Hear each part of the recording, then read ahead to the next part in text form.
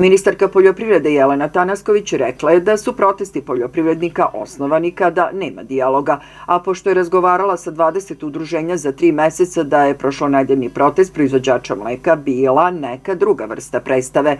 Dodala je da od proizvođača traži predloge i da su za svaki pravljene kalkulacije za moguće subvencije u ovoj godini. Navela je da su poljoprivrednici tražili da se ukine zabrana izvoza mleka, da je ona ukinuta 1. februara, a da je protest bio 3. Ona je rekla da bi povećanje premije bio rizik jer se ne zna da li bi taj novac završio kod proizvođača i da misli da su direktne subvencije po grlu bolja mera.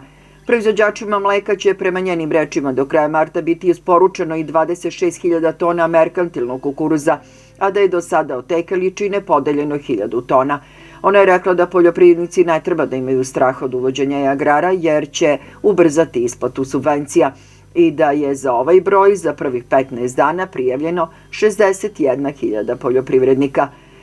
Iz tih razloga, ali i nekoliko poljoprivrednih udruženja su najavili nove sastanke u Bogatiću i Mrčevcima ovih dana i naravno dalje korake šta će preduzeti ukoliko se ne obestine obećanja i ministarke poljoprivrede, ali i predsjednika države.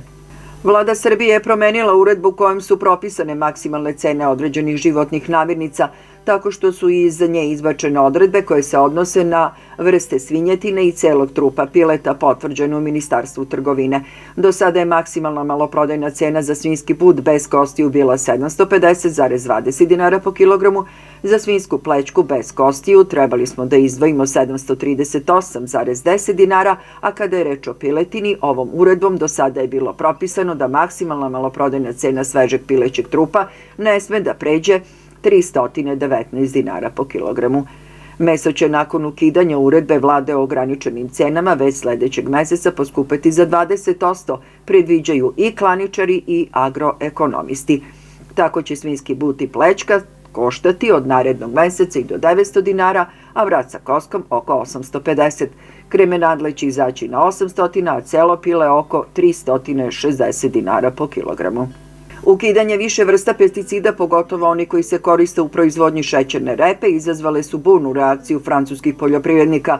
Kako bi skrenuli pažnju javnosti na ovaj problem, više hiljada francuskih poljoprivrednika je izašlo u sredu sa svojim traktorima na ulice Pariza.